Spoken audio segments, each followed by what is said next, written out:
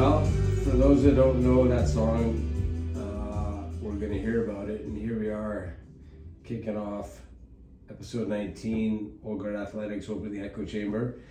We'll do a roll call and then get to our special guests, Troy Scheer, Jay Beavis, and Jon Somers. We're missing Mike Niederhoff, who's skiing with the family, and he just sent us a picture. Bloody knees. Pretty good crash. Puncture. Yeah, So just to point out, Chisel, you hurt your thumb riding your bike, or downhill mountain bike or something, and now you're on the hills and you hurt your leg skiing. So you gotta calm down, dude. You gotta turn it off. Yeah, that's good. Actually, his wife might be saying that to him right now, but I don't know. We'll catch up with him when he gets back. Well, he's got stories now. He's got stories. And John Murphy's still taking a break. But yeah, we got a special guest who's a friend of a few people. I'm meeting, I guess for the first time today, Stu Christensen. There's a few things just before we get into why you're here, but the first one is we ask everyone about the song choice. Mm-hmm.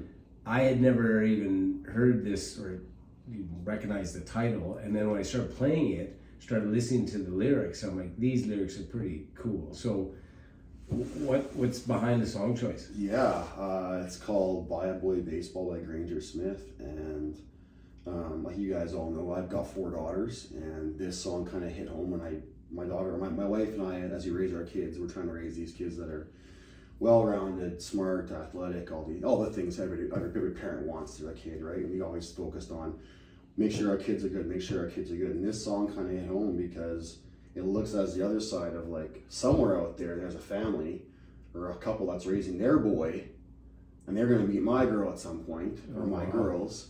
And I want that boy to be the same as my girls, right? So it involves that community, and that's kind of why we are so heavily involved in our kids' activities in the community, because we're trying to build that to create a space where some other family has a place to raise their kids. And this song kind of talks to that in regards to like getting the kid outside, getting them dirty, teaching them the right things how to do, hard work, and he's going to meet a girl, he's going to get married. So that's kind of where this song, when we first heard this is about 10 years ago, I think probably, just sort of hit home because my wife and I are so big on raising our girls that way for their future spouse. It makes you think somewhere out part there. Of the job application. Yeah, right? Somewhere out there's a couple that's raising their boy, same age as my girls, and eventually they're going to meet, and hopefully they had the same upbringing that my kids had. So that's where this song comes from. Jesus, that'll be your test with a boyfriend for I know, right? Do you know this song? Can you please sign this for me? Yeah.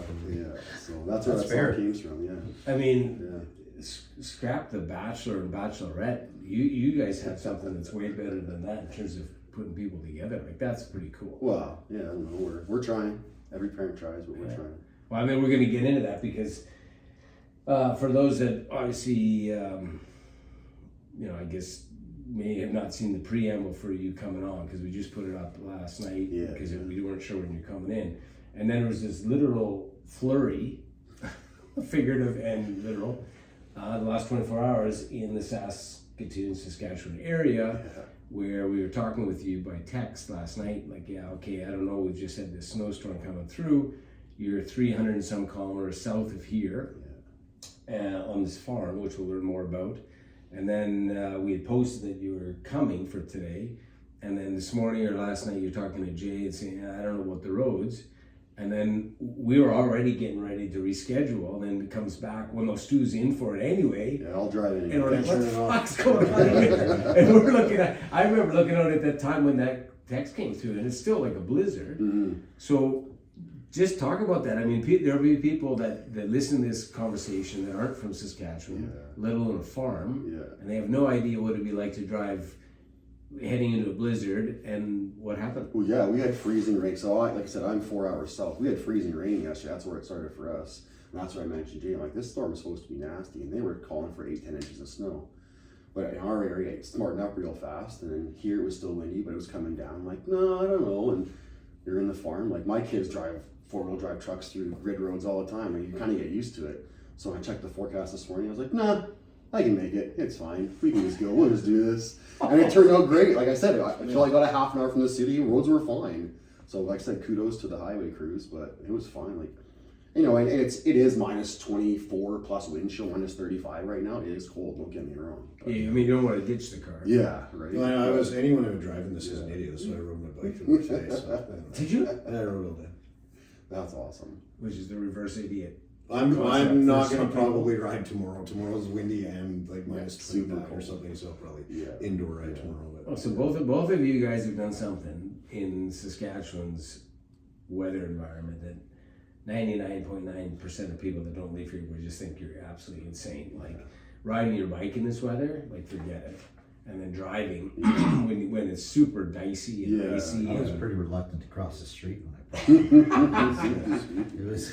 I stayed on sidewalks. That's mostly when it's like, big 4-wheel drive truck comes in. It's not fun parking downtown. That's why I got here early. Yeah. I had to find a spot to park. Right? So yeah, okay, I mean just keep going down this path of Saskatchewan, Canada life. Yeah. You drove what here? Big F-150, except crew cab, long box, same thing. Yeah. Oh, the Yeah. truck guys, yeah, fucking right. The rest of us sedan guys like, okay. Yeah. But so, I mean, just there's so much to kind of get into here. But Yeah. Whatever. the one thing we'd probably just start with is you're on a farm, I am. which I'm fascinated by because today most people our age, and you're a little bit younger, you're 46, right?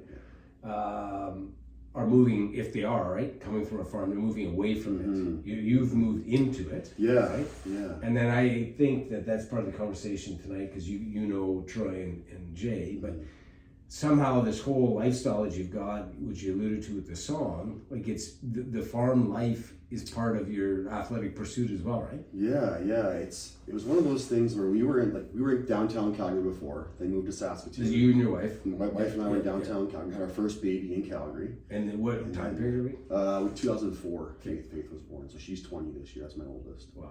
Yeah, so we moved from Calgary to Saskatoon, spent about 10 years there. Which wasn't for us. We wanted to get away from the city, same thing.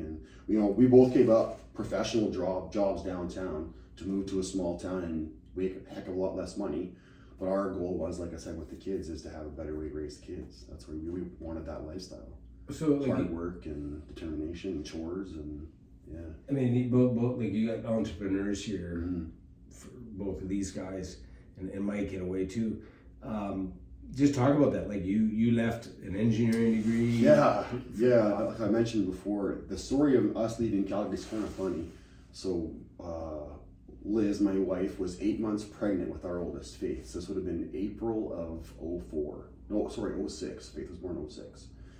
And I was in downtown. We were working, like I said, downtown Chevron, Texaco, oil and gas stuff, where they pay you well, but they only Mechanical engineer. Yeah, electrical engineering. Oh, Yeah, that's right. yeah. And my boss came to my office one day and said, "Hey, I know this is happening. Liz is due right away." And it was a small company that we were kind of contracted into Chevron. There was 20 of us, and he said, "What are you doing when the baby comes?" I said, "I got so much bank time. I'm taking 2 weeks vacation."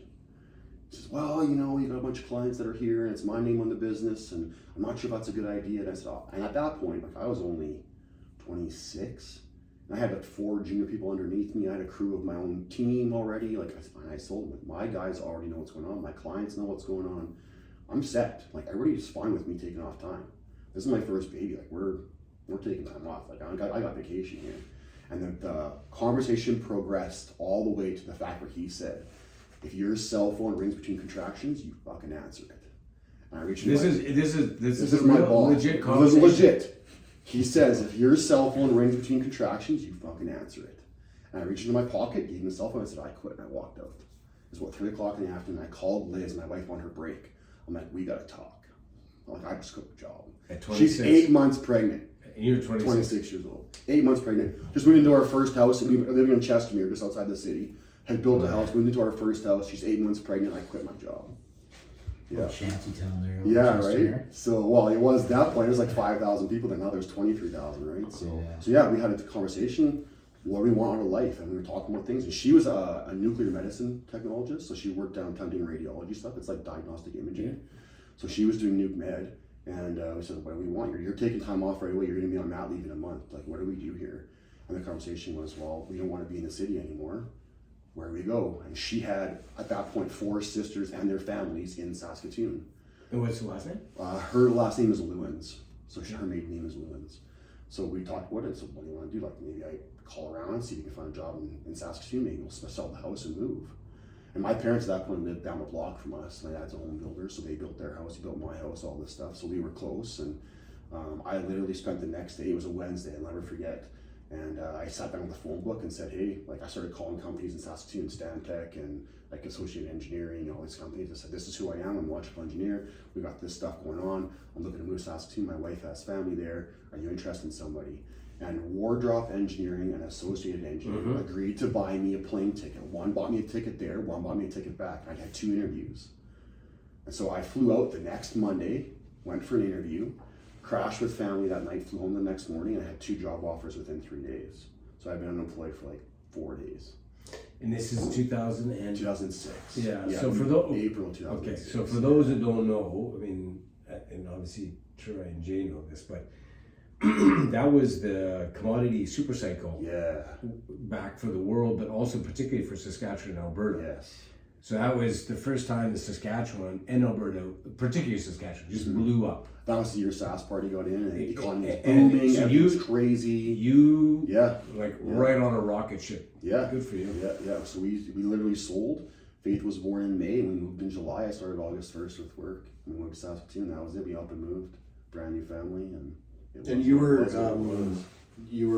already lifting in Calgary. Yeah, so the lifting part, like I played... Because there was a move of gyms as well. There was, yeah. So a move like this sort of situation is I played very high level sports in general, right? Lacrosse, D1 offer from UNC in North Carolina, to like trying out for the Roughnecks in Calgary and being one of the last 2 cuts for box lacrosse, like, you know, junior hockey. But I got into the gym because I was playing junior hockey, and basically the guys, my coach, like, you got to gain some weight or you're going to die. Now, I'll give you some background to that. When I graduated high school at 17 years old, I was 5'11", 127 pounds. No joke. Playing junior hockey, playing like high-level sports, playing lacrosse, whatever, and I weighed 127 pounds at 5'11", as a 17-year-old boy. That's why I hit the gym. So I was so tiny, I was going to get hurt. Like, every coach I had was like, you have to get in the gym. And that's where it started. You know, like, I was 5 feet 4'11", 110 going into high school. Yeah. Like, so, I mean, that's the start for so many guys in the gym, right? Yeah. Well, I was probably the exact opposite. Yeah. I was the same size I am now. Yeah, but you had your confidence from the fact that you could fight and kick people's ass. Yeah. Yeah, but I mean, I still felt, when I got to high school, I felt like so small comparable. Like, it's a different, because it's like, you know, I was like center in grade 8 on the basketball team, so I'm thinking like I'm tall. Yeah, like, You know, like I'm a big kid. Then you get to high school, and then you go to. I went for basketball tryouts, and I went, and I was like, "Holy smokes!" Like everyone is like, "Where were all these kids?" Like, I never played any of these kids. They were all so tall. You know what I mean? And they were super athletic. They were super good. So I was just like, okay, well. So much for basketball. Moving on. Yeah, I was never a basketball kid, right? Any of those. I didn't really play my school sports. It was all outside of school. But hockey got you going. Hockey got me going to the gym. Yeah, the coach was like, "You got to put on some weight." You know, like I played, you know, baseball until I was 17, kind of thing. Played back catcher my whole life and all-star team type stuff. But it was good. But you're a good athlete from what I can see. Yeah, like I played a lot of stuff. Like, and I loved. Like I was a great golfer. Like golf high school golf team. Like. You know, +6, +7 handicap in grade 12-ish. Like, I golfed like 83 rounds that summer, 18 holes or rounds of 18. Like, so you grew up in the Calgary area? I grew up. So I was born in Calgary. I grew up in Edmonton and moved back to Calgary for school. That's kind of how that worked. So I spent my high school years in Edmonton. Yeah. So how big were you when you were playing lacrosse then? So that big. I played attack field lacrosse because that was like faster position with like. So field lacrosse has this different thing where it's kind of like soccer where you have forwards, midfielders, and defensemen. I was a forward because I was small and fast, right? So I just played around the net. Give me the ball, and I'll score. That was my goal. I wasn't playing defense at all. I was just offense. I was a small guy, but I was fast, right? So that's why I played that. Yeah. And you never had coaches giving you a hard time there? Or? Not really. Like at that point, they think, oh, he'll just fill out. Oh, he'll just fill out, right? Every coach thinks, oh, he's 15, he's 16. He'll fill out. I just never did. Yeah. I was just skinny, like just how it worked. Because you think like lacrosse is pretty physical. Very physical. Like, I mean, very just as physical Oh man, as hockey is. my Really. grade 12 year that I was playing and stuff, I was playing attack and I came in for a shot and I leaned in like that and the guy slashed me, broke my wrist in two, right? Through my glove. Yeah. Like lacrosse is brutal. Yes. But you didn't do lacrosse ever. No, that is not. The only team sport I ever played was Yeah. just rugby through that Kinsman League. Yeah. Whatever, so. It's probably the sport I excel at the most, to be totally honest.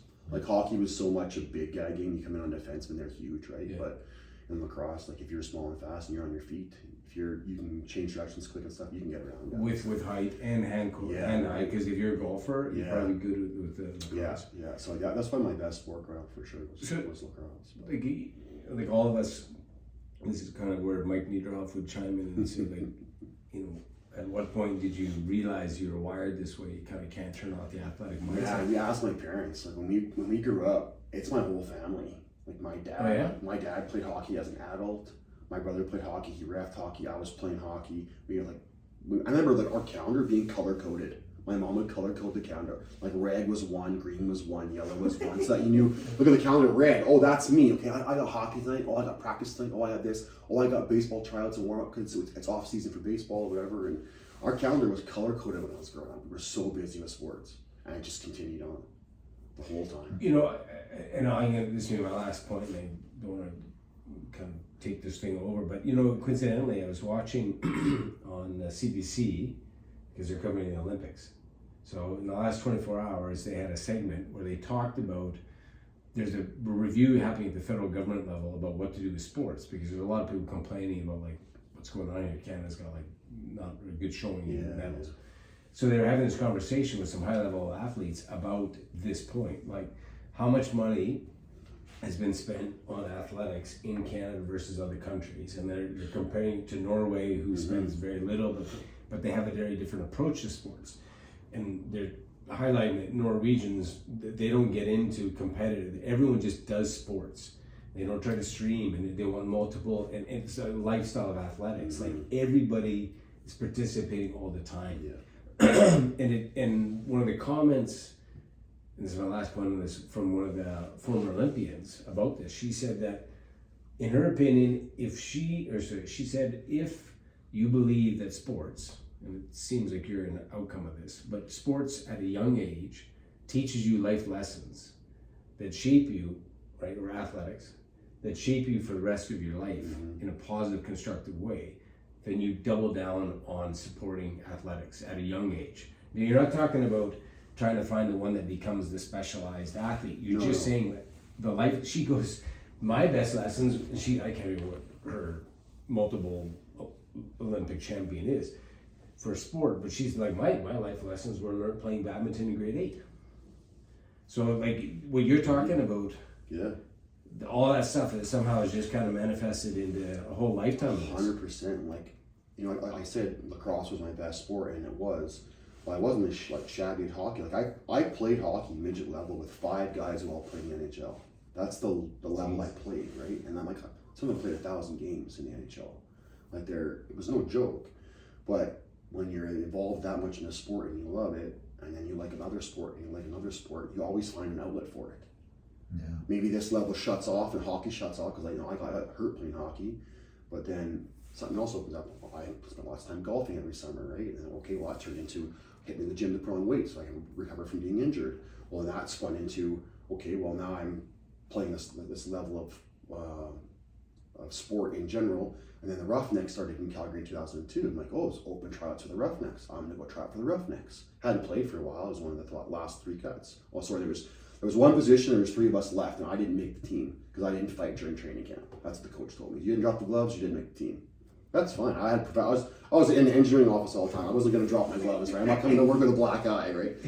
But it just doesn't. You always find an outlet, and it just sort of turns and twists and whatever. And like you said, with you and everything from skydiving into like with the martial arts stuff, you just find an outlet for yourself. But with you two and having those different things, I see.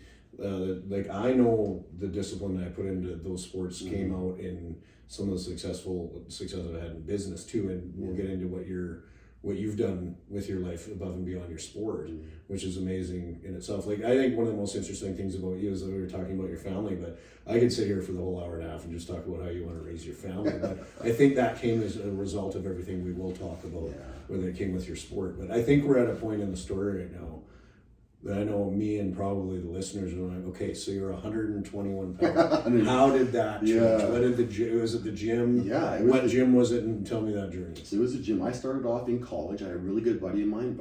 His name was Brian Keelan. I'll never forget. He's a really, like, one of my best friends. Actually, he's at my wedding party. Like, him and I were like, he was opposite. He was a bigger guy, but wanted to get fit. I was a skinny guy who wanted to put on some weight. So we went to the gym and started training together during college, like when we were in school, like post-secondary.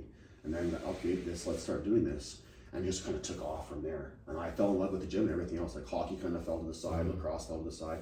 The gym just became my passion. I just loved it. So this is you didn't start like some... I didn't start the gym till like after I graduated. I would have been like 99. Like I you're graduated in 97, started school right away. So like about 99 I started the gym when coach was like, my junior hockey meant when I got hurt, that was done. And then I was like, oh, I gotta put on weight, gotta get healthy. Started lifting for that reason and just... You had a spinal injury? Is that? Yeah, I got checked from behind playing hockey. So I was coming in behind the net, and I was coming in behind the goalie, coming in hot. And the guy, the defense just crossed me from behind. I went into the boards, and my head kinked, and just that was it. Like on the ground, whatever. And it was a little while. It was probably, well, they took me to the hospital in the ambulance, and on the way in the hospital and stuff, I didn't have any feeling from my waist down. There was a pinched nerve. That's all it was. But thank goodness, right? When I got to the hospital, we were there. My parents showed up. They were there. And when I cut my pad off, I'm like, "Don't cut my pants! I can't afford new ones," you know. And hard time. And then the nurse happened. It was later on. The nurse, a little while later, the nurse walked by and bumped the bed, and I felt her hit my foot. And then everything calmed down. Okay, this is good. So they did some different tests, and then you'll be fine. You'll be fine. You'll be fine. And then right away, everything came back right away. It was just a pinched nerve. But yeah, and that's what ended hockey and started the gym training. And I was about 99. What kind of training was it? Just at first, it's every Joe Blow's like, I want to get big, I want to be buff, I want to be a bodybuilder, right? And that was fine. I enjoyed that kind of training. Like I said, my wife and I, when we first started dating, and she was in Calgary as well, we started training together too. We just wanted to be healthy and fit. I just wanted to put on size. I remember it was a couple years. I remember like almost throwing a party when I hit 200 pounds on the scale. I remember telling Liz, I remember coming out of the bedroom, I hit 200 pounds. And she's like, really? And yeah, it was a big deal, right? That was my goal. 200 pounds, 5'11". Yeah, it was a big deal. 200 pounds was my goal, right? It wasn't like how much can I lift, how much can I bench, what I look like. It was just putting on body weight and then being healthy doing it. And that's what started. But in the gym, we went from the university gym in Calgary to World Health Club in Calgary. Like I say, World Health Club was a franchise, kind of like Motion Fitness, whatever, but there was this one World Health in the basement of the mall.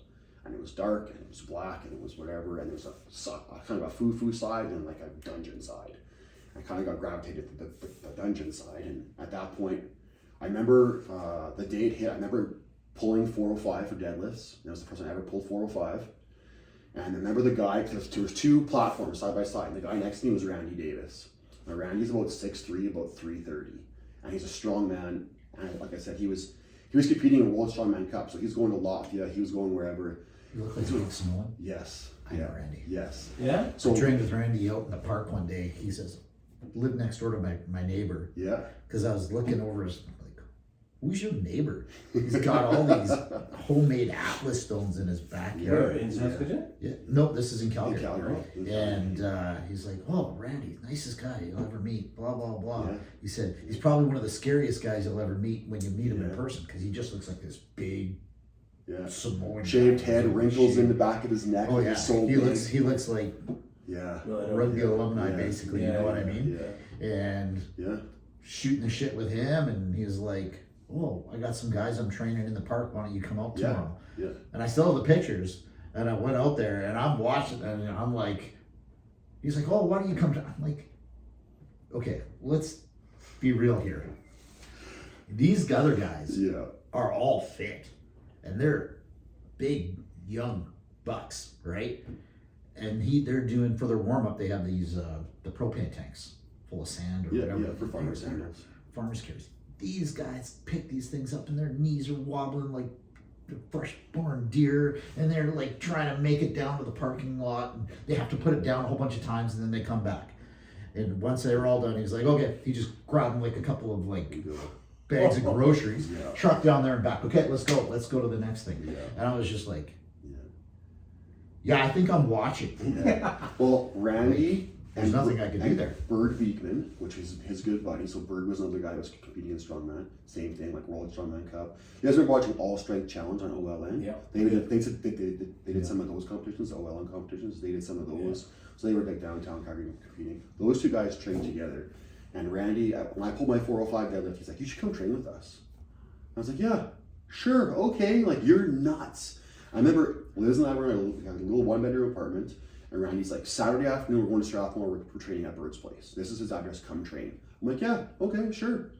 No. I remember telling Liz on the drive home, I'm not going to train with these guys. Like, is he crazy? Like, and he's there pulling like 750, 775 for reps, right, on deadlifts. You were saying some bench numbers earlier. Yeah. So like Bird Beekman, this big, giant barrel-chested guy, really good friend of mine. He's the first guy I ever saw bench 600 raw in a gym. And it wasn't even a joke. It was like 2 reps, bang. And Ryan said, "Okay, good job." And they were quiet. They weren't, but they were in the corner of the gym just doing their thing. And this is the atmosphere of this gym. So he was like, "Come train." I'm like, "No, I'm not coming to train." I ditched him. Saw him in the gym next week. Ryan's like, "Where were you?" Right away. I'm like, he's 6'3", 330. Comes over. "Where were you?" He ditched us. We were counting on you to be there. I'm like, "Oh, okay." Like, well, sorry, man. He's like, "Saturday noon, Strathmore, we're training." I'm like, "Yeah, okay." And I ditched him again. I told him, I cannot do this. Like, I'm way outclassed. I'm just a little guy, right? I'm not going to go train. And then the same thing happened the next week, and Bird came over, and Randy came over, and he's like, "We're getting ready for a competition, and we need guys to train with. Like, you have to come train with us." Randy's like, "What's your address? I'll come pick you up." And Liz is standing there, I'm like, "Okay, here's my address." Randy came at noon, picked me up. We went out to Strathmore, I trained with those two guys. It was just 3 of us. And Randy's like, "This is what you need to do." And Bird's like, "This is what you need to do." We were doing like 2 truck pulls. We had this big, long, 100-foot, 3-inch or 2-inch manila rope. We basically parked it behind the edge of this curb in this church. And we tied his truck to my truck. And we were doing truck pulls. His 3/4 ton and my half ton. There, and he'd pull it back. And he'd put 80-foot pull it back, 80-foot pull. That's what we did to warm up, was truck pull. I'd never done it in my life. Like, yeah, here you go. So just explain to people visually what that's a rope. Yeah, so it's a 2-inch like thick rope, so it's hard to grab onto. Thank goodness for big hands. Hard to grab onto. 80 feet long, and basically tied it to the front of his truck, and there was a tow strap between the back of his ball of his truck on the hitch to the front of my truck. So I just backed my truck off, pulled both trucks back till the rope came taut at 80 feet.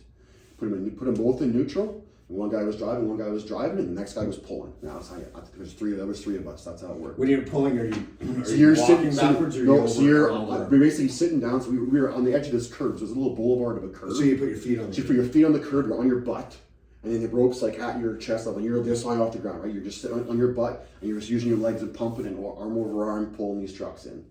And yeah, we did 3 sets each for full. And this is my first exposure ever to strongman. I'm like, okay. And they said, we're going to do some farmers. We're going to do some stone carries. I'm like, that's okay, crazy. Sure. Because that was my first exposure to anybody doing strongman too. Was meeting him. They use it as a warm up. When I'm watching his guys, that he trained with. He's like, but so soft spoken. Oh yeah. Such a humble guy. Guys, like just no attitude or nothing like that. And it's just like. Yeah. But again, I guess you're 6, like whatever, and like. I'm getting huge from this story, and I'm not knocking it.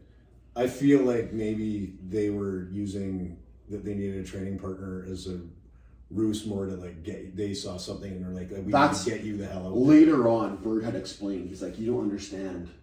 Like, for a guy who comes into the gym and he's doing these things and hey, try this, hey, try that, and you just pick it up naturally. And that's the way we talk about being this athlete of many, many sports. Having exposure to many sports gives you strength and a focus on one. Mm-hmm. And he's like, I think, kind of saw you'd be a good deadlifter and you're pretty quick, a little bit smaller. It was just kind of the thing, we wanted you to come and try this out. And sure enough, yeah. And I remember Randy, this was like the spring of that year. Randy signed me up for my first competition in Calgary at Red's Rec Room. It was like the brand new knockoff amusement park in West Edmonton Mall. It was 3 stories of this arcade and restaurant, whatever it was called, Red's Rec Room.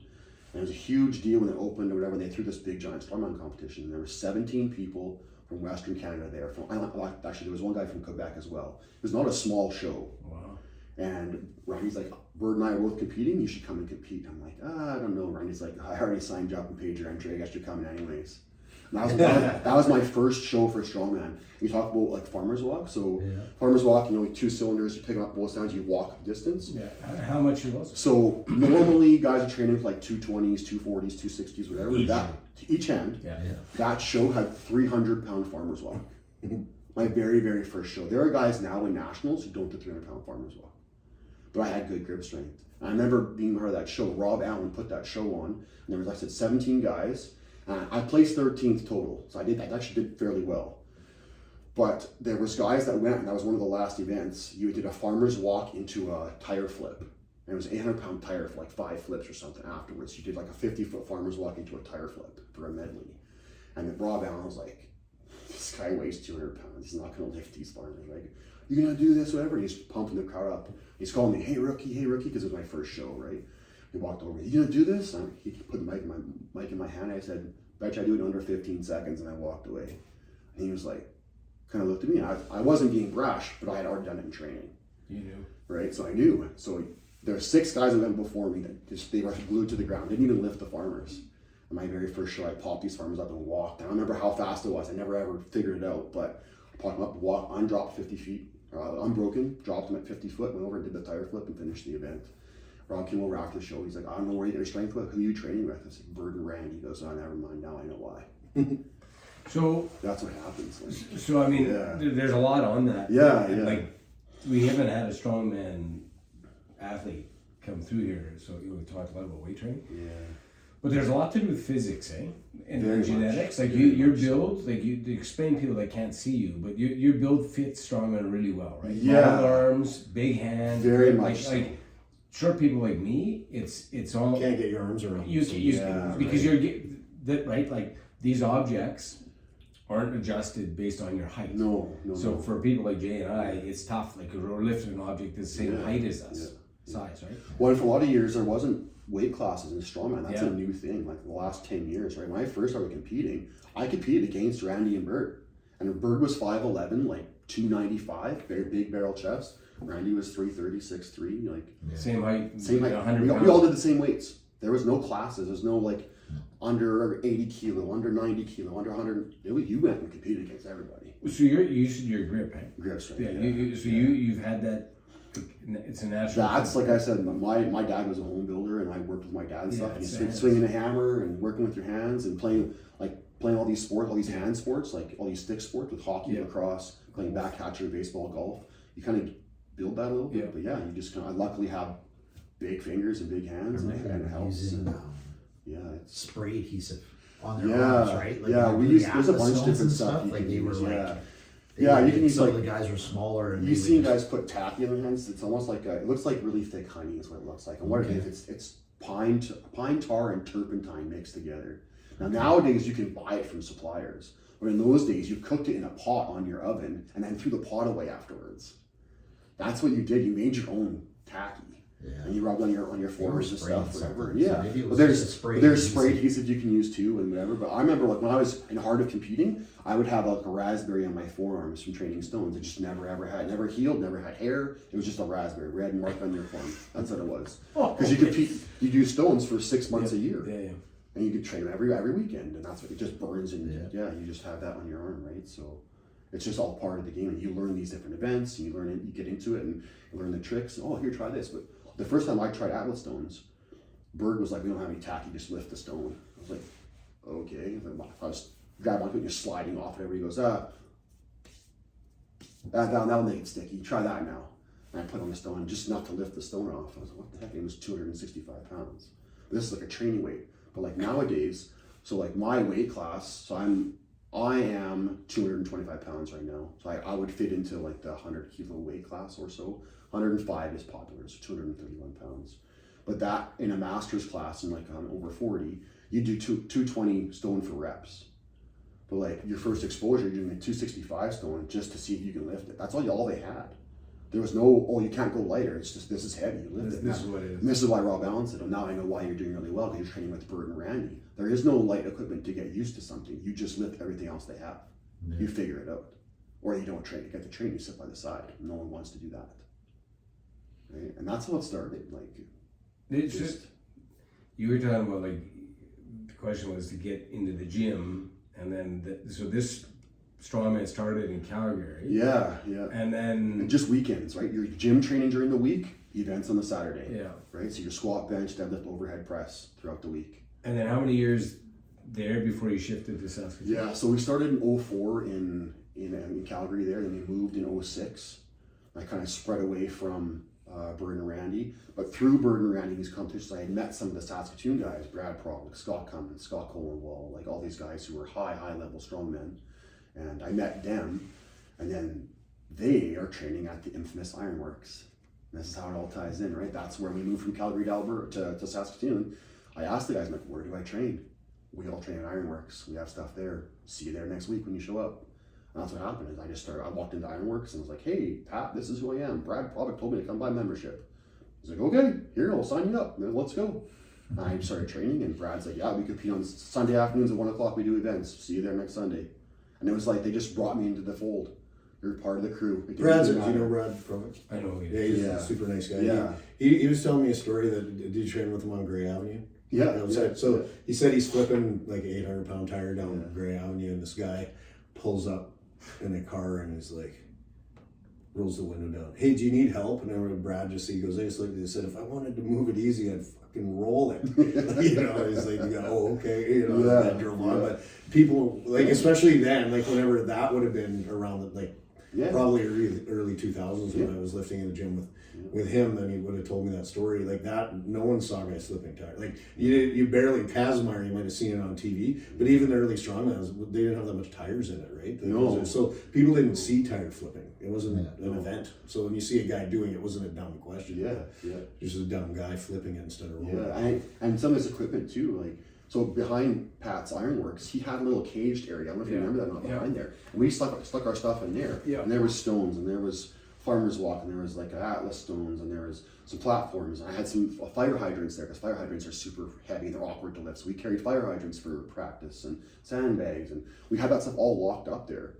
And then a couple of years later, Bird had called me. He had tore his bicep twice. He's like, I'm retiring, I'm done, I got a family and kids, and I'm breaking off. Do you want my stuff? He had like an 840-pound tire. He had the yoke you guys see on TV sometimes, just a big frame with legs and a crossbar, and you pick it up and lift it, right? Well, his yoke was 2 engine blocks. That's what we did for a yoke to start off, with like a bar across the top. He's like, you want my yoke? Want my tire? I got some kegs here and some stones. Come to Strathmore, visit for a day, and come say hi to Lisa and me and the kids, and take everything home with you. Just take it with you. So then that's where strongman goes. It's like, now you can go to Rogue, and you can buy a log, you could never do that before. You inherited equipment from this group and then went to that group. Like Steve Halliday in Regina, who's the guy who's involved with strongman stuff, he has my 840 tire right now. Like it's still being used. And this is 22 years later. They still train with that 840-pound tire. And Bird had it before me. That's the culture of that strongman. It's just, you're part of the group, you're in here, let's go, let's hang out, whatever. We're gonna train Sunday, you come in, and there'll be 14 guys who show up at train on Sunday afternoon. You're going to do stones right now. We're going to do tire flip right now. Oh, you're going to do farmers walk. Okay, stay out of our way, right? You're over there and doing farmers, and that's how it worked. That's how that sport grows. That's why it's so popular now. Do you think it is way more popular? I think it's way more popular now. Like when you can run a show, like my very first show had 17 guys from across Western Canada, right? Now they'll get I can get 12 guys in Shaunavon for a local show, because I put on shows in Shaunavon every year. Oh, you do? With our we have something called Boomtown Days. It's like Regina City, Queen City X, and whatever. Yeah. We have our little weekend stuff. So I do a show there, actually with Brad and Steve. We put on a show, 12 guys every year come to Shaunavon, Saskatchewan and compete. Yeah, I put on a show. I promoted shows at the Saskatoon X for years. I volunteered at shows. He was volunteering there and stuff. I've promoted tons and tons and tons of shows to get people into the sport. And all you ever did was to say you're going to do like an overhead press, right? Rather than doing one implement, like say an axle or a keg or whatever, you're going to press over your head. What you did is you did an axle and a keg and a log and a whatever and a block and whatever, and they just got from light to heavy. So the guys who were new to the sport might get the first one, maybe the second one, but the guys who were good, we're going to blow through all 5 and be quick. So the crowd understands when you're promoting the show, oh, there's a range to the skill here. He looks like he's a big dude, but he's new and he's not very strong. Yeah. He got the first implement, but that second guy got all 5 in 20 seconds. Holy cow, is he strong, right? But what that does is it allows any newbie to come into the sport and try it. And come to a competition, feel what it's like, feel the crowd, feel the energy, get your name, get a t-shirt, get called out, and yeah, you do one implement, but you still did one implement. You were on the couch, you tried it. You stepped up and you bit off something and you went for it. So pretty, like, you know, Yeah. for people that watch this maybe a bit on TV, because, you know, they, like you said, there's a professional strongman group out there. Yeah. And I don't know if it's at the professional level more or less, but like when Mariusz Podazowski, those guys, right? Like there were a couple, and then there was a couple of the Icelander guys. Yeah, like Big Z was out there right. for a long time, and Magnuson or whatever. Magnuson. So I don't know where that sport's at now, but that's what like the average person would see on TV. Yeah, so now so 2004 was my first year competing. So at that World's Strongest Man, I remember seeing there was a 270-pound farmer's walk at World's Strongest Man. Yeah, on TV. On TV. This is the uppity ups. These are the cream of the crop. Now in a show here, you'll have 300-pound farmers for half the guys. That's the level of the amateurs now. Wow. Yeah. It's just evolved so much. Like if you're not pulling 800 pounds for a deadlift, you have no chance of winning. Now, would you say that pounds is is probably a strength of yours, just because of due to your size? Like some of these guys that would be, like say like Randy's size, I would say like the conditioning to be able to do so many of those events in a row would wear on. That's the thing. You might throw that thing around like a rag doll in certain events, but it's the accumulative damage your body is taking as you move through the events. Your nervous system recovery on 100%. that. Like if you got to think, we're going to do 5 or 6 events in a competition. You get 90 seconds per event, so you're topping out at 8 minutes of exertion for the whole day. But if I'm 200, my biggest I was 260 pounds. But I'm talking guys are 330, 340. There are guys now, like on the pro level, they're 440 pounds, right? At the amateur level, I was about 230. That's where I averaged out. My best weight, where I felt comfortable, was 230 pounds. But I was 230 pounds and well conditioned. So I could run through a show and not get tired. But these guys would be, they'd be stronger than me, but they might pop out 3 reps on something. I'll do 1 rep on something, but I save my energy for the next thing. I beat them on the next event. Yeah. Like, and for example, one show, one of my best showings was 2012 Western Canadians. So that was the Western Championship. The top 2 guys from there went to Canada's Strongest Man. Now, I wasn't going to win the show, don't get me wrong, right? I think there was 15 guys that year.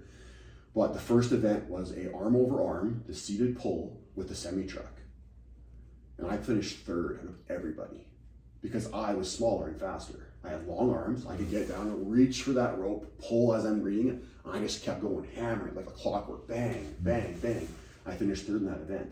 Put me in a really good spot for the rest of the day to be able to try, because in strongman, when you compete, if you finish 1st in that event, you go last in the next event. So you have the benefit of watching everybody go first. Oh, the top deadlift 7 reps, I'll just do 8 and I'm done. I don't have to pull 15 reps on this deadlift because I don't have to. I know what's going to win. That put me in a good spot. I ended up tying for 3rd in that competition. Oh, wow. As the smallest fighter, as a lightweight. I was like one of 2 lightweights in the whole show. But just that was my strength, being smaller and faster, being able to recover. Yeah. Right? Because some of those bigger guys, when it's 33 degrees out and it's 100% humidity in Regina in front of the building there, they make it 2 hours and they're done. Right? A lot of it's they're done. From watching them, it's very technical. And I think the more diverse your training is, the more body awareness you have. Because you get these random, sometimes, obstacles that we put in front of you. But if you lifted this and you lifted that, you could kind of, like guys that have a lot of experience would kind of go, this is going to be similar to this. I'm going to approach this. I have to get my body in this position. I'm going to have to hike it up to here. I'm going to have to go to here. Whereas a lot of people, they just, I'm just going to go pick it up, and they just blow a gasket on the way up. Exactly. There was a show they did, I'm not sure what year it was, they did a Western Canadian lightweight championship, which was 90 kilos at that time, so 200 pounds. So I cut to make weight. I competed in that show. There were 6 events, and the very last event was a sandbag for max distance. And I think it was like 260 pounds, something like that. And I was in 2nd place of the day, and Chad, I can't remember his name, Hozempa was in first place. So him and I went head to head in the very last event. So knowing I had lots of experience competing, this is years and years of competing, I know all I was going to do is I'm going to pick it up, I'm going to wrap my arms around it, and I'll let him go first and just walk till he stops. And that's what we did. I carried that sandbag 370 feet. Like, he would stop and he'd break, and I'd stop and I'd break. I just watch him. I had long arms for sandbags. I could just wrap my arms around it. Rather than gripping like this or like holding on, I could grab my wrist. Yeah. Big advantage, right? Having long arms. So I just got up and walked and let Chad walk first, and I was about 50 feet behind him. He dropped it. I just kept walking until I was past him, dropped it, and I won the event. And that's what. That's cool. That's the experience behind it. Right? Like I said, things are so technical. Where I knew I had this nice big grip, where I could grab my wrist. I'm like, I can walk forever with this. I could hold it nice and low off my chest. Because when you hold it on your chest, you have to hold it up high with short arms. You can't breathe. That's what shuts guys down on the sandbag carry. I mean, I could hold it nice and low on my belly. I could just go like this, and I had the advantage. I just walked, right? And Chad's a strong dude. I just knew, I'm like, I got a little more experience than him. I think I can do this. And So an inexperienced guy, even your body size, like same thing, might have just said, "I'm going for it." Yeah. And then just start walk too quick, too fast, get out of breath, Yeah, and then doesn't it make it happens, over, right? So That's You probably know, his long big arms are advantage. great for farmers, great for deadlift. They suck for overhead press. Yeah. But it's great for stones. Like, you have these advantages, mechanical advantages. that So you- did you compete you- nationally? Did you compete at Canadian Strongest? Yeah, so I didn't make Canada's Strongest Man Open, but I did compete at nationals in my weight class for masters, and I won. In 2019, I won the national title for lightweight masters. That's the one where you sent to in your bio that you basically went and ran the table. Yeah, that was a big year. So that year, I knew I was turning 40, and then there was a master's class that year for the first time in a while. And I remember talking to a couple of guys, and I kind of told my wife, I didn't tell anybody else, but there was 2 regional shows, a provincial show and the national shows. There was 4 shows that year, minimum that you had to do. I think I did 5. But I told my wife, Liz, I'm like, I want to go this year and not lose a single event. I want to win every event that I try this year. And other than the overhead press at nationals that I tied for first, I won every event that year. It was just a goal that I had for myself, and that's where you can't turn it off. I'm like, this is my goal. I'm doing it. Nobody can stop me. I don't care. And you just have a mindset and you go after it. And I lucked out. Well, not lucked out, but I worked for it. But yeah, it came to fruition. And yeah, it was one of those things that you're pretty proud of, but you make a goal and you just go after it, right? That's pretty. I'm getting goosebumps, man. That's pretty awesome, Right? Goal setting and getting it done, and not when you were young. Too. No, as a Like 40-year-old, yeah. Lots of experience, but I would. But I the big probably. thing that I think for you though that you were lucky is that you had those mentors to begin with. They kind of set the standard, 100%. and that they kind of you probably learned so many because like I remember, like I said, like as soon as you said that name, I was like, I know this guy. Yeah. And like watching him work with those other young guys, like he best knows his exposure stuff. ever, right? Like he definitely he'd be like after you. It's like, oh yeah, you blew your load doing this and this. You gotta approach it like this and like and them having the mentality of this is the weight you have to do this. Whereas a lot of times now guys are like, oh well, I can't do a competition because it's too heavy for me. Then train harder. Like it's so cliche. I love it. It's so cliche. But Randy would look at me and say, "There's the stone. We have one stone to lift. Either you lift it or you sit on the side. It's your choice. What are you gonna do?" Well, I don't know how many times I tried that stone before I finally lifted it. Probably 20 times. But if I wasn't gonna lift it, I don't get to train. So you just figure out how to do it. And that was the attitude there is, you're gonna do it because we're here to train, and I need to rest because I just went. So you have to do this. And I At least you have to try. Yeah. So do you remember Nathan Rolston? Absolutely. So big Nate, right? He's a chemical engineer, works for Chemical, right? Very good friend of mine.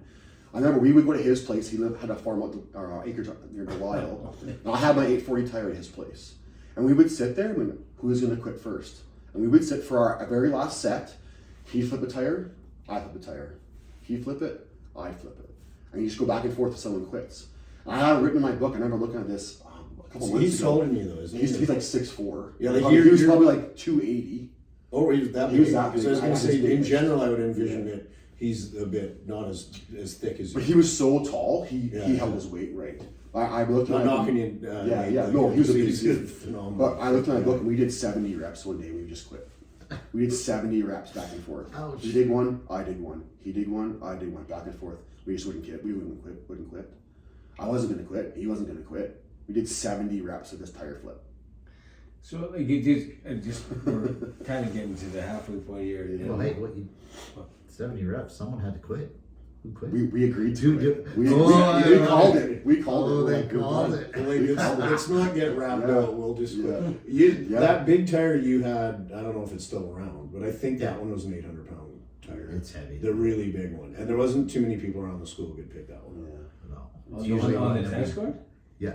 Usually I'd be like, okay, you guys got to work as a team to do this one. Yeah. It'd be, Oh, you let them do it as a team? Sorry, I didn't allow the students to use that one. They had to go use the 600-pound one if they You were flipping that? Yeah, I could flip that. You know what I have to say for being short and stuff. There was the technique to flipping a tire, like the angle at which you have to put is not straight up, right? And then the other one too is being able to get low enough. And then the grip and all the stuff, and then each tire is different. I'm sure depending on its tread and whatever. But that one I could 70 times, but I could flip it a few times. But it took a lot of work to get it up, like getting it as it is with everyone. But I just like getting it up. that first position onto the thigh. And then the first one too is like the technique is you get it up on your knee and then put your knee under it. And then you can choke up and then get up. But step it up.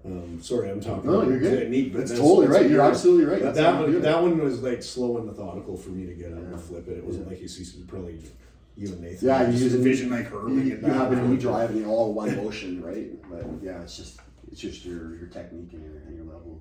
So just before I did the tire flipping, did you guys see? I think it was in the UAE. They just did the police testing. So they hold. I think the police.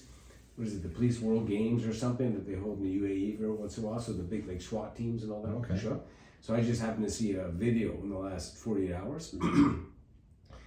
So I could be totally out of turn in terms of the year, but I thought it was current. But it was a comparison of the women's Chinese team and the men's from the US with a big ass 500 whatever tire.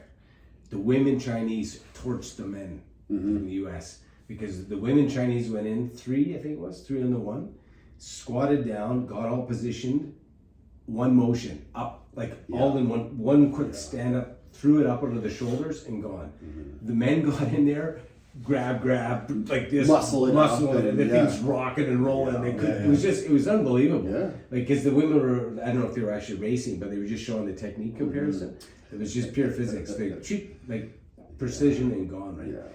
But just, I wanted, when you were talking about like at 70 reps, you're just gonna keep doing it, and then, like Jay's alluded to this mentality you've had before, but we had a guy on here, and everyone's the same, but we had a CrossFitter on here. I don't know if Jason Caton, right?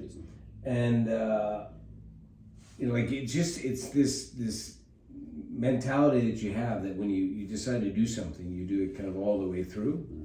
Physically and mentally. So like the strongman piece is obviously a big part of your life, but then the other part is the outdoors part, right? Yeah. So just making sure we get enough time to.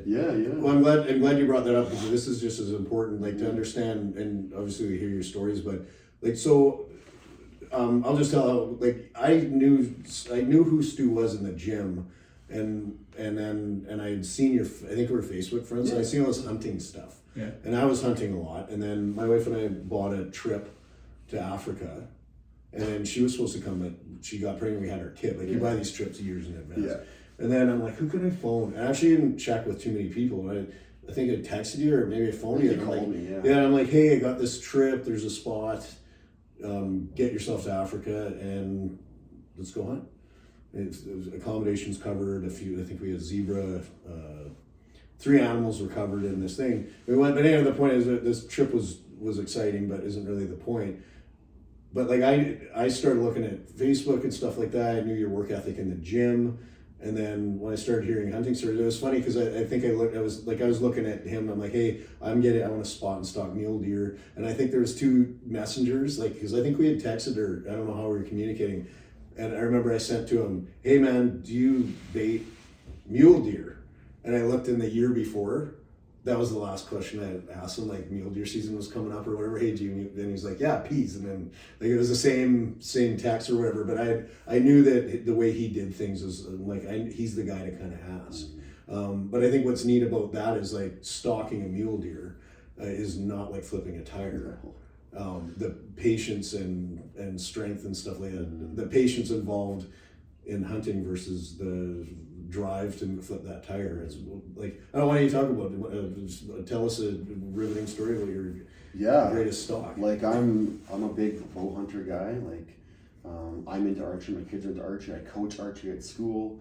It's one of my passions, and it's one of those things that.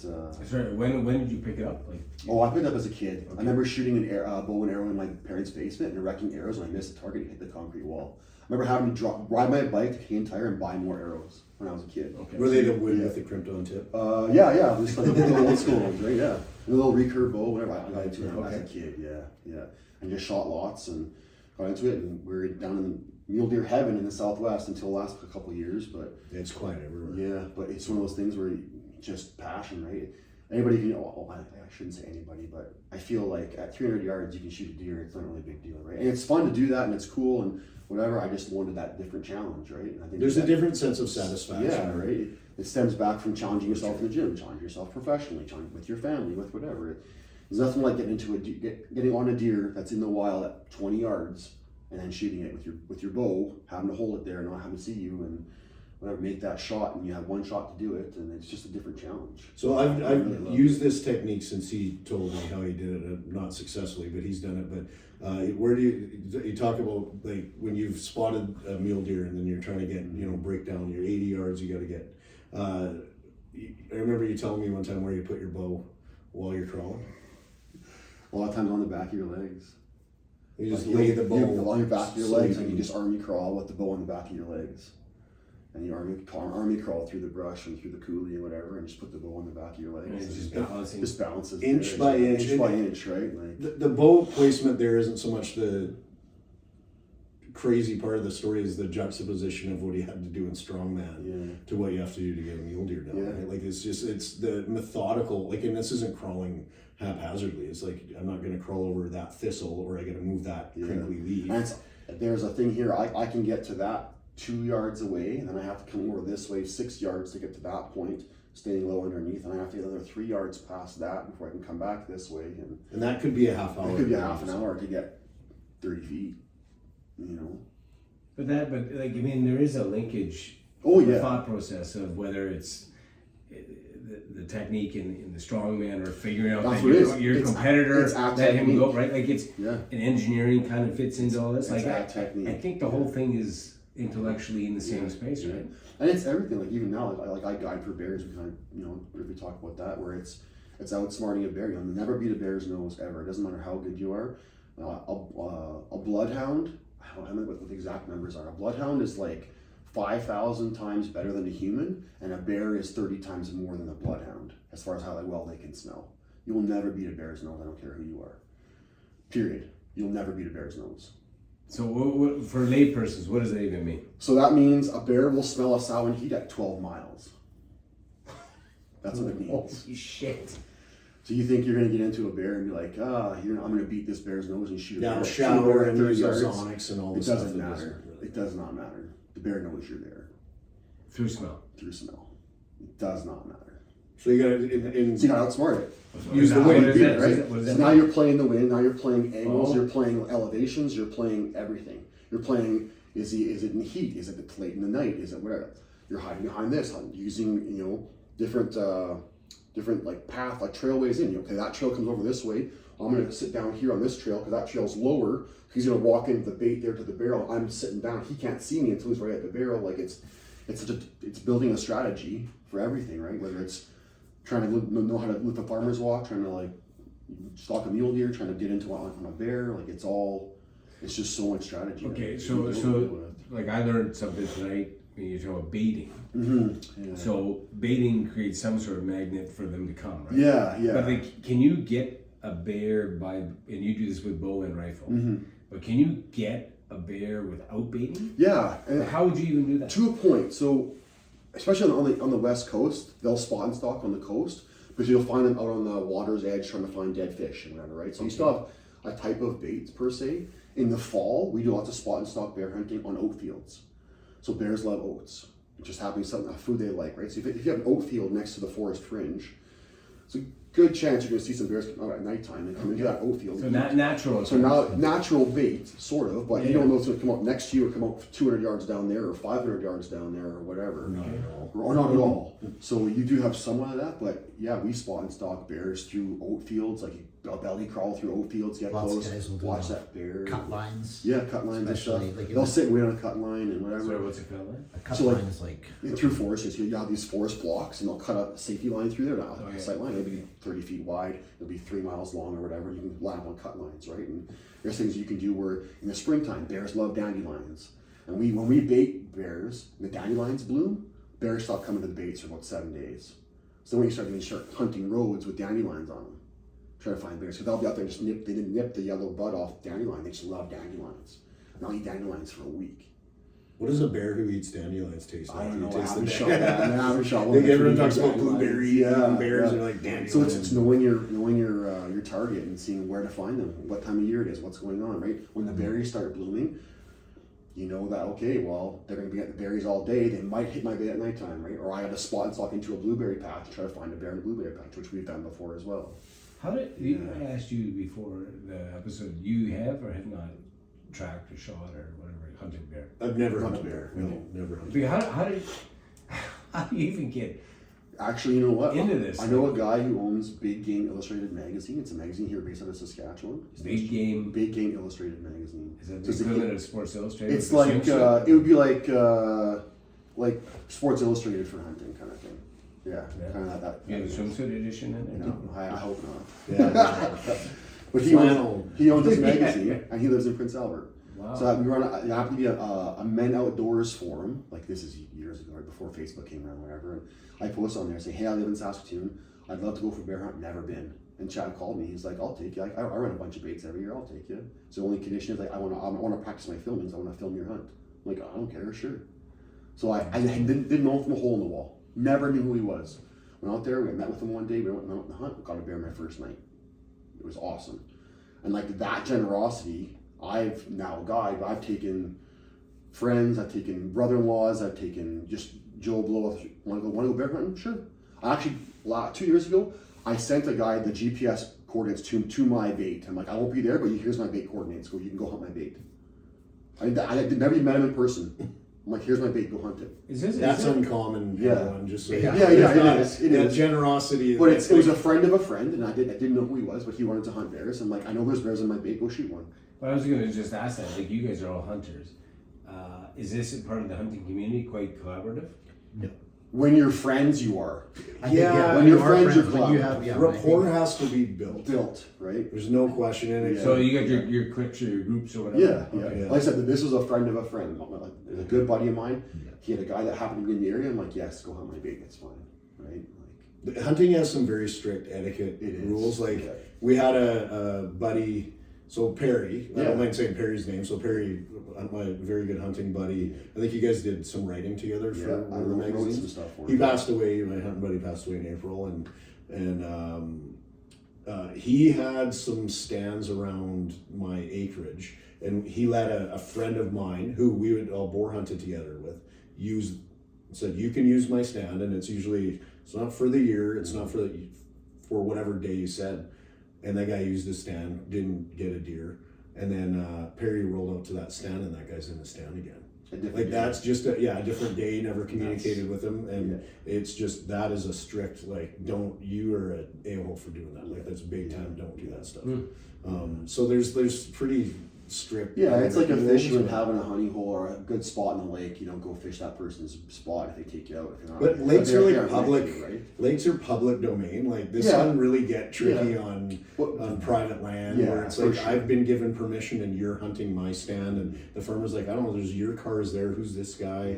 And And then I get kicked off because Those they're like. spots sometimes, right? They're like, man, I gave you permission, and you're sending all your friends parking wherever on my land and going in there. You're out now. Yeah. You know, Yeah. so there's this stuff like that. To do it, I'm just. The point is to let a guy you don't know go is uncommon, but it happens. Yeah. And But like I said, it was a friend of a friend, right? It wasn't like somebody vouched. Yeah. I'm sure. And like when Chad took me, he went with me. We went together. So I was thinking, he's like, I'll take you, but I get to film your hunt. I'm like, oh, sure, go ahead. I don't care. I want to see some bears, right? So because the other thing I've learned tonight is like as a non-hunter and living in Saskatchewan with you guys, I found that I'm entitled to 2 bear tags per year. Yeah. I had no idea that. If that's how many bears there are, it's Like I literally could roll up if I knew what I was doing. Like what I need to have a license of something. yeah. Whatever. Well, no, you go buy You the go buy- license. you go Buy a hunter's license. And then if you're hunting with a firearm, you have to have a possession acquisition license and. I can do the. Yeah, there's a couple qualification. little things where it's like legally to like hold a firearm or, Yeah. or hunt. But whatever. say a Like, crossbow. safety, But I think really- you should do the Tim Wells thing. We'll get you up a tree with a spear. Yeah, there you go. But yeah, you'd be able to go but shoot. really, you could. Yeah, you really could. Like, and that's the thing with whitetail. Every fall, you can go buy a whitetail tag and shoot a whitetail every But- year. so, as a resident. Even though I'm entitled to do that, Mhm. well, like I can't just roam around in public and shoot. No, people. bears are different than a deer you see out in the field when you're driving around. No, but I think, are you talking about land use? though? Yeah, like Whether- well, so, Yeah. well, go ahead, it's your. Yeah, like land, crown like, land versus. yeah, land use. If it's private land, you need permission from the owner, the land. Contact the owner. Contact the owner and say, hey, I'm hunting bears. Can I have permission? They'll say yes or no, or they could give you conditions or whatever. But there's lots of crown land out there where it's provincially owned, like land, parks and stuff. You can go hunt. Anybody can go in there, set up a In bait or season. whatever. In season, you can go up, set a bait, whatever, and go hunt bears and see if you Have can you find hunted one. bears? And, No, it's on my bucket list to do. before the You're summer. gonna have a place, I don't know if you wanna talk about this on the podcast, but you're gonna have a spot near bear country pretty soon, eh? Yeah, well, we've got our spot up at Delarond. Yeah, it's a And good area for There bears. is, like, It's a good that's. If I've you just seen leave some your of the garbage bears out on taken your up- deck. Up there, huge. it's a real good area. Yeah, so that's kind of the goal, is to kind of maybe take a tinner down to the other end of Delarond and just go and, I don't know. I don't know if I would go and set bait. I think I wouldn't mind even just going and setting up a stand and crack a can of tuna and throw it out in the bush and see what Yeah. comes. Yeah. Because they might, you know what I mean? Especially when you get that far north on the lake. There's nobody Would around. you do it both or? Oh yeah. Yeah. Yeah, as long as I can make sure that I can, like, I've had a lot of issues over the last year, couple of years with my shoulder. And so I've defaulted, I've got a crossbow now, but I still have not got anything with it. I still have my bow, my new bow that I've been in this last season. It was working, I just never got out because of the school project at the school, so I never got out at all. But I was just like, no, I want to get something with that bow before I start playing with the crossbows. right? We keep talking about bows, and I just want to ask Stu if he feels this way, but there's discussion on when you talk about like a bow versus rifle, and I don't want to get into that argument because I've shot deer with a rifle, I've shot deer with a bow. Me too. Personally, I'm more satisfied. I mean, I did long distance shooting competition with a rifle, so there's just, to me, it feels different to be able to close that distance with a bow and the challenge. But people talk about the value of like the work put into a hunt, and they say it's so an extreme end, two extreme ends, and then all our hunts fit somewhere in between. I have a recurve bow, which is very difficult to shoot. You have to get it even a little bit closer with compound bows, which is what we're talking about on public land. So say on crown land, of a mountain goat, which is a super hard quarry to get, like would be up there as like the hardest, most rewarding thing if you successfully did it, and the odds are like so low.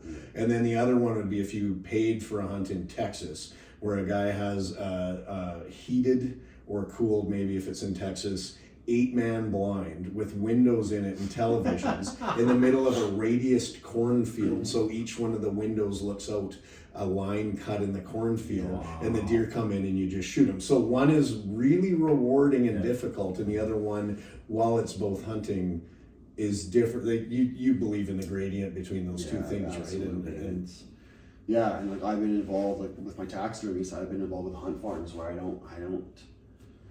It's 300 acres and it's totally cool. That's what people hunt, and a lot of times it's people who don't have time to hunt or don't know ways to hunt themselves. They just go pay to have access to somewhere to go hunt for 3 days and shoot something, right? That's totally cool, but yeah, there's definitely a gradient to putting in all that time and effort. And like I'm hunting a bear right now that I've hunted for 3 years. I still haven't shot this bear. I haven't had an encounter with him in person yet, where I have my bow with me. 3 years. so you've seen him in person, you've seen him on the camera. camera. You've seen him in person, you've Seen seen him him on on the cameras, cameras, but you can't get in I front of can't. him. I have not had a chance to shoot that bear yet.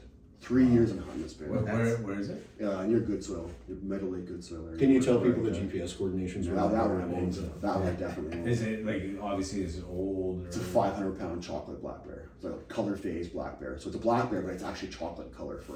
Yeah. And it's 500 pounds. It's And giant. how- It's probably 20 years old. 20 years. Yeah. And so then let's just get you, because there's a couple of things. It would be taxidermy. Yeah. Okay. Yeah. This kind of That's how I got into it. transition. Yeah. When you've got a 500-pound chocolate bear or something, it's like, Yeah. okay, I've hunted it, I've got it, but now what do I do with it? Yeah, and that's where my career kind of went, from engineering into construction for a little while with my dad and stuff, and then knowing construction where I was petering out because oil prices had dropped, cattle prices had dropped. I kind of saw the writing on the wall, and I was doing taxidermy on the side just for friends, saying, hey, this is kind of cool, whatever.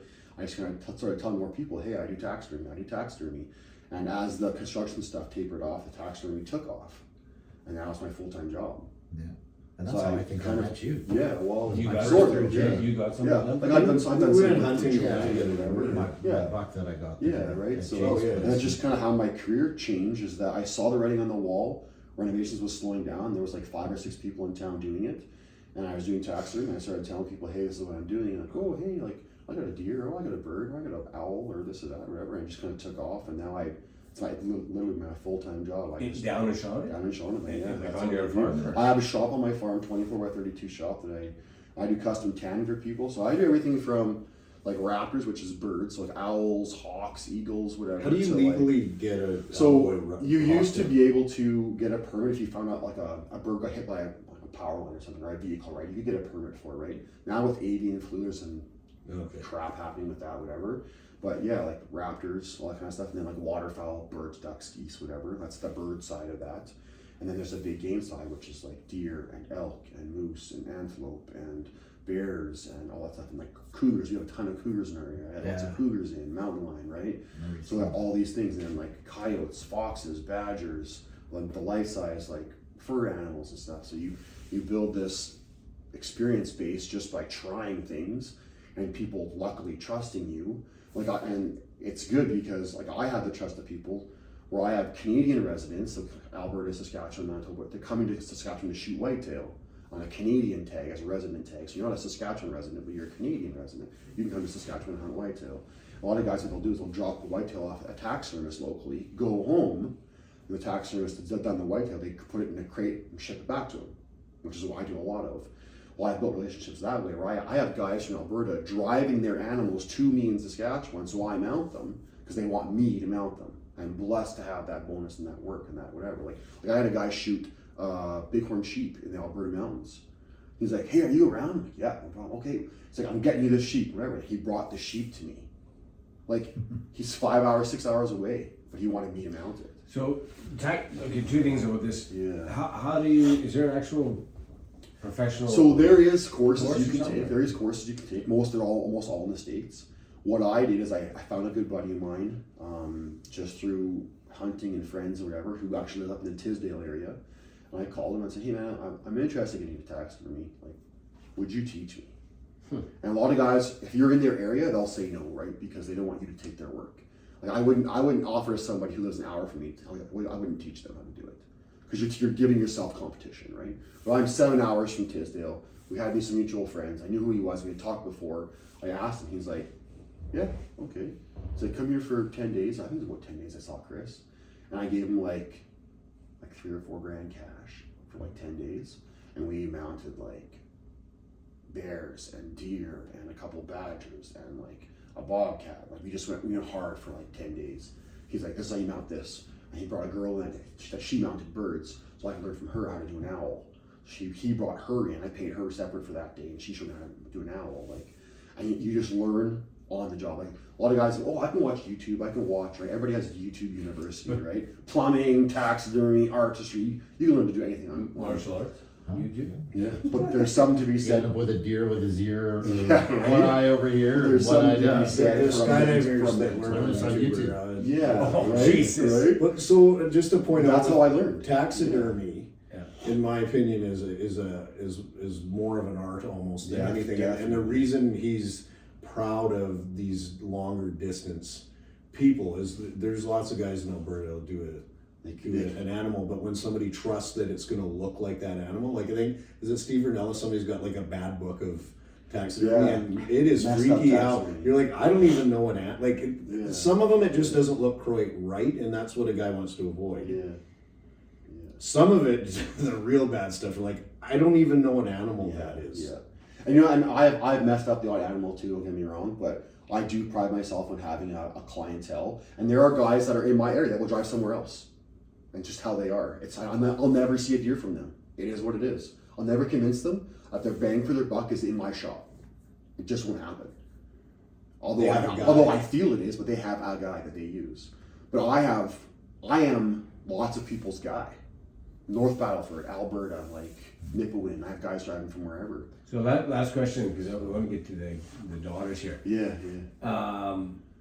You were talking about one of these hunting conversations previously, but there's an issue, right? Like when you have a live kill or whatever that is, you got to get that thing to a taxidermist in a certain period of time before it bleeds out or something. Or No, it's more like hair slippage. So like the big thing is when it's hot out, especially, you know, you're shooting a deer in September with your bow and velvet. It could be 30 degrees outside, right? So when you want to mount an animal, you're using the fur of that animal, putting it on a styrofoam form, right? So you skin the animal out, toss the animal to the side, you have a styrofoam form, and you put back that cape or the hide onto a styrofoam form. Okay. And then what I would do is you build up all the clay work. So you visually sculpt eyes, ears, nose, mouth. You sculpt those things onto the head so they look realistic, and then mount the form onto that, right? But to do that, you need that hide to be in good shape. So you have to get that animal to your taxidermist soon, because what happens is that the hair will fall off, like called slipping, and bacteria causes slippage. So if it's 30 degrees out, bacteria grows very, very quickly. So if you have that hide, it's all bloody because you've just skinned it out and it's dirty and you've tossed it on the ground and there's whatever on there, and you may only have 12 hours to get that hide to a taxidermist before they need to work on it. And antelope are especially horrible. Antelope have hollow hair, so they slip super easy. And I tell people, antelope start slipping the second they die. If you can't get the antelope to me within 12 hours, it's probably not going to make it. So the term is, what is it called, slipping? Slipping, yeah. So Luckily the hair sloughs off. I live in a country, right? But the hair basically starts falling out when you tan that hide. So when you tan the hide properly, the hair gets locked in, the follicles lock in, you chemically alter that skin and it holds onto the hair, and it's good. You can take that hair, like pull on it, it won't come out. But that's the process of I learned how to tan as well as do taxidermy. Now people will say that's two professions. Tanning is a profession, taxidermy is a profession.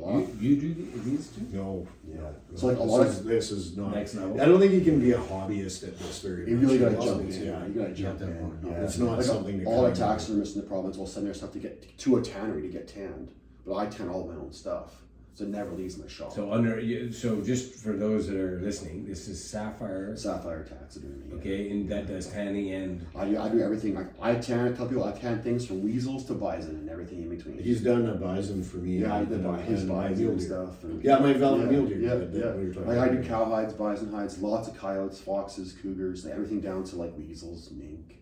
we're gonna have to put you in touch with Brendan Marcoon, who's our guest as well. He runs the outfitter camps. Oh yeah. Do you do fish? Yeah, You don't do fish. Not yet. I actually have a course book for yeah. fish that I want to get into. Okay. Yeah. So just thinking about put the two of you guys together. Yeah. So we just have just under 15 minutes here, and I mean Jay's talked a lot about it before you came on. Mm-hmm. We talked a little bit at the beginning, but like, give it solid 10 minutes. All this stuff is stuff that you're passionate about, a lifelong pursuit of athletics. Yeah. But this is transitioned into like a conscious decision to drive it into, and not force it, but option. Ideologically into the way you raise your daughters and your family.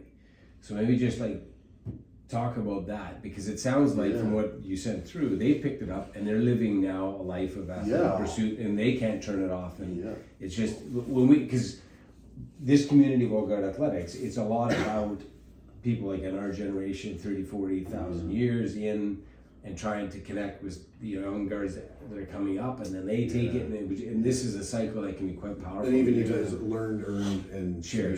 Yeah. So you're living and doing that. That's exactly 100%. Right. And it's all through exposure. Like all of my kids took hunter safety when they were 12, just to have the option of hunting, right?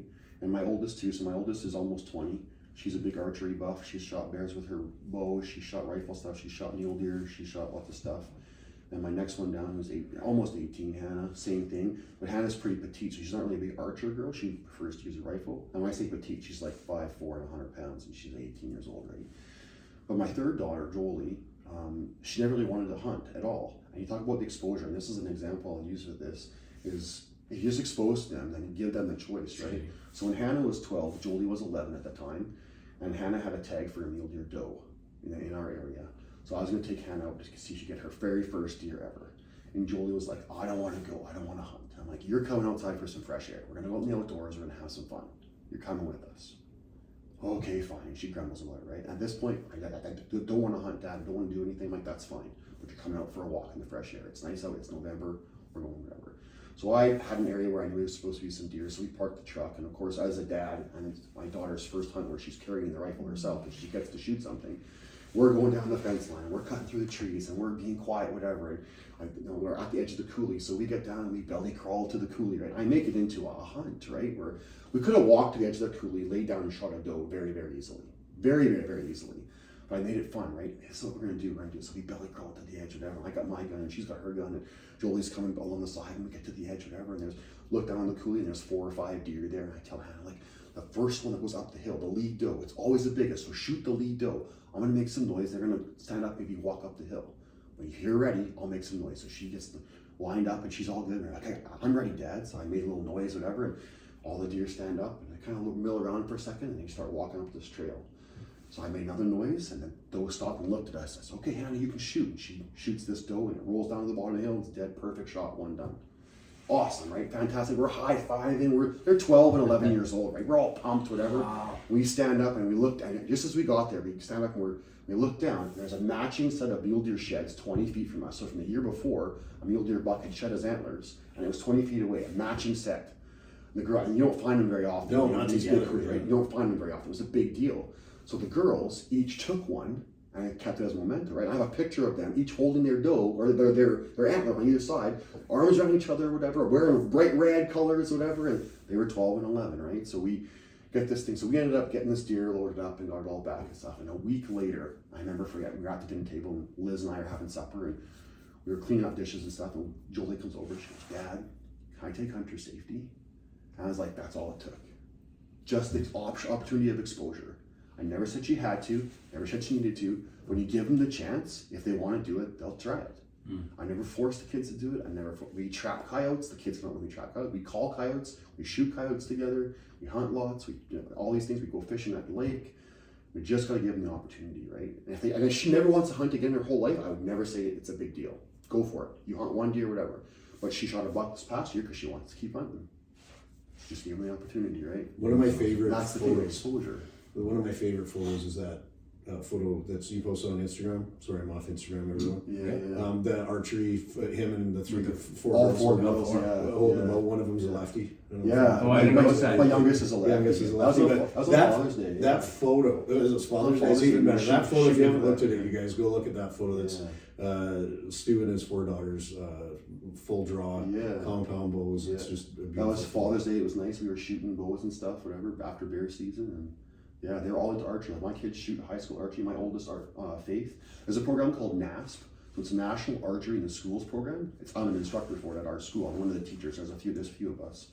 But my oldest daughter won gold and bronze her grade 11 and grade 12 year, and my other one, Jolie, won bronze last year. Like, they are very tactful archers where they practice, they do their own thing. I coach and stuff, but they just have a passion for it and love it, right? So it's just the outdoors thing. It's one of those things they love, and I'll encourage it forever. Of all the sports just in high school? Just in high school. There are some elementary schools that do this program. It's actually based out of the States. Canada's kind of getting into it. It's really popular in the States. But yeah, like Saskatchewan has their own group. Like, I'm a big enough proponent of it. Actually, Shaunavon held provincials last year. We had 500 archers from the province come to Shaunavon for a weekend and shoot archery. Wow. Like, it's a big deal. It's a fun thing. But they offer US dollar scholarships. Like, Faith for first place scholarship got $1,500 US for finishing first in the province for archery. So just another sport they take on. Just a point about archery that I would think you'd agree with, but like archery, of all the sports I've done, because even compared to long distance shooting, let's just a target, sport, archery, there's some zen level of it because you're physically creating the energy for the arrow with your own body. You don't use a rest. You can't really use a rest in archery. And to be able to, like, the mental process as a human, like putting that arrow into the target is like an almost religious experience in my mind. I don't know if you agree with that. Yeah, absolutely. And that's just like exposure. Like I said, like, my kids are all very athletic. They do very well in school. I'm very blessed. Liz and I are both very blessed to have great kids. Like, my Faith is playing university volleyball. Volleyball was her thing, so she plays university volleyball now. She's second year taking RN here in Saskatoon. She plays university volleyball. My next one was a captain of the volleyball team. That one down is all around athlete. She does basketball, does track, does archery, does all these things. The youngest is in grade 9 and plays on the senior basketball team and is the leading scorer. She just basketball's her thing, and she's this big, right? Like, the kids all kind of, but you just give them exposure, and we'll just encourage them to do whatever they want. If you want to do it, let's try to do it, right? And we've always been big on that with school and stuff. And my wife's favorite thing to say is, you can't do better than your best. If you try your best and you get 40 on a test, I don't care. If you try your best and you don't hit a single 3-point in a game, I don't care. If you're trying your best, that's all that matters. And like, that's one of those things that my wife instills in our kids. Like, just do your best. I don't care how you do in the end. Compare yourself to yourself. Did you get better? Did you get worse? And for parenting, that's kind of where we strive to be. And like I said, we're trying to raise some good kids, and hopefully we're succeeding. And but it goes through all these things, all these sports stuff, right? Expose them to it, see what they take to. And when they take to it, just foster it, right? Just hammer on them. So Jay mentioned this, right? Like the sharing aspect of this, it's so powerful, like what you're describing, and you're also going to end up with just a slew of families sending their sons to Sean.